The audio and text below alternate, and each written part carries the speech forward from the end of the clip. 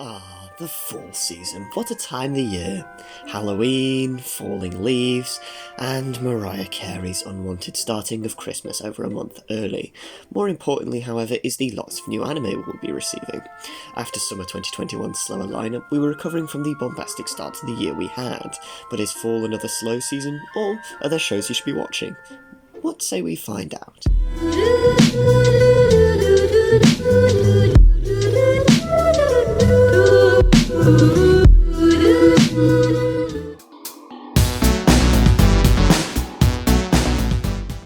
Let's start with the sequels, shall we? I won't spend too long on this as I imagine a lot of you are already watching Mushoku Tensei, including people like me who aren't really into isekai.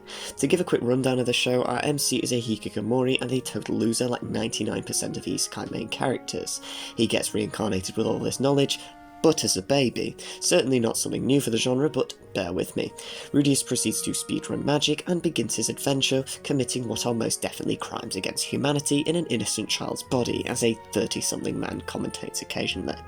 The premise really isn't that complicated, but especially this season with its character conflicts like Rudius and his father, it's really shaping up to be much more than a lot of people are letting on.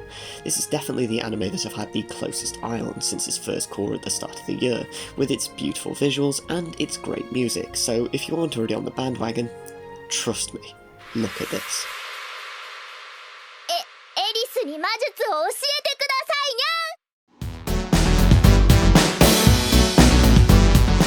Demon Slayer is back with a new arc, except it isn't.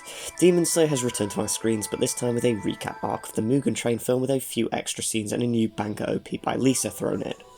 The first episode is never before seen content of Rengoku and how he got to the namesake of the series.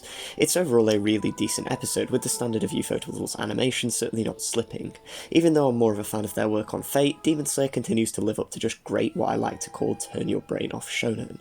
The first episode is definitely worth a watch, but I'd say if you've already seen the movie, you can skip out on this one pretty safely if it hasn't been too long. Let's start off the new shows with a trashy harem. You know how much I like this type of stuff by now, so I'll waste no time getting into it. Our MC is in cryo taking scientifically advanced treatment for his illness. When he wakes up, pretty much every other man is dead. His mission? Procreate with a bunch of anime girls. The twist being he's already in love with someone else who's gone missing. The plot revolves around our MC having to reject every woman in the world's advances as he looks for his university crush. This show already hooked me by its synopsis. It's bingeable, terrible anime, and if you're looking for something laid back, I could definitely recommend this if you don't mind a bit of ecchi and fan service. I think, however, this does have some things that are going for it. Its OP is really good, and I can see this becoming a little more than just trashy harem if it wants to. However, unfortunately, you'll only be able to watch the first episode so far as the rest of the anime has been delayed.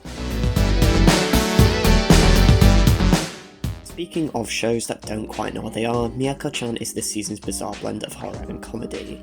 If you're looking for something a little spooky even after the Halloween season is over, Mieruko-chan might be for you.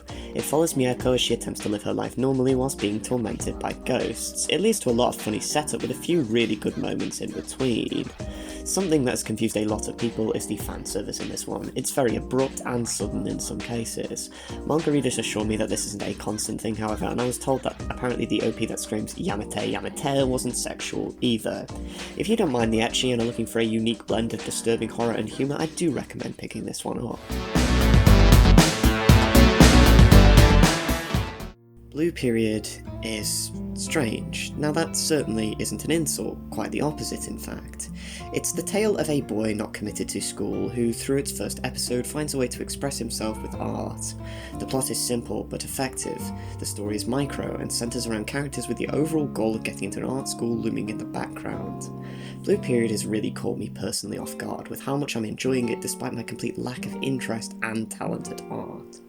Character dramas like Ryuji's remind me of what I like about this sort of anime, and are seriously compelling for a show that for me came completely out of left field. If you're considering picking this up, I've heard the manga is great too, and I'd highly recommend this to be a priority if you enjoy well-written characters and relatable struggles.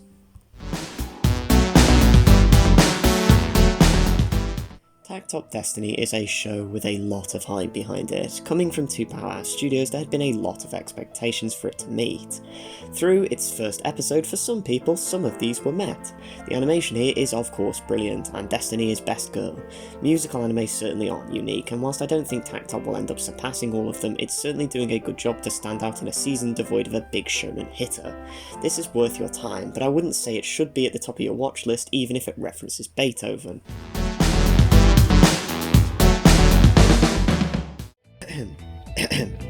This is written by the Death Note author.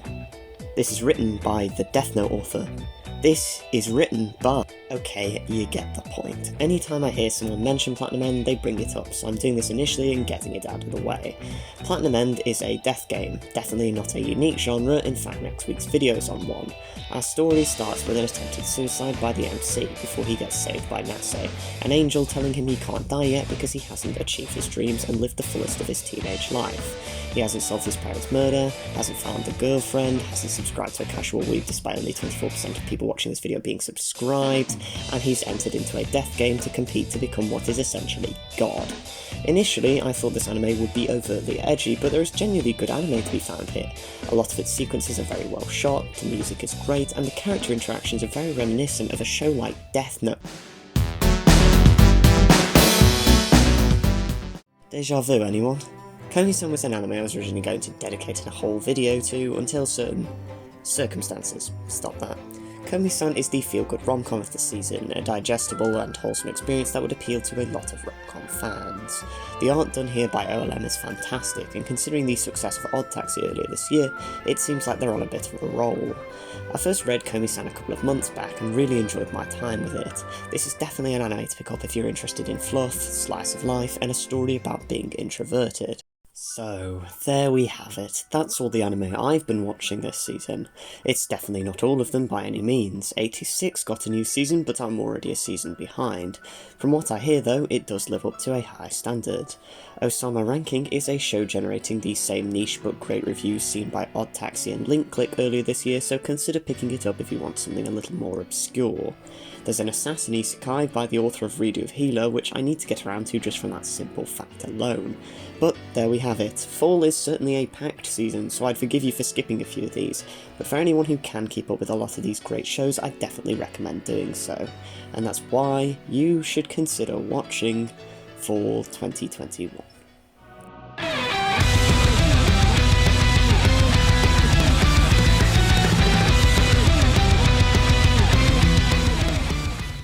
I've never done a seasonal roundup video before, but it was certainly fun to make, so please let me know if you enjoyed it.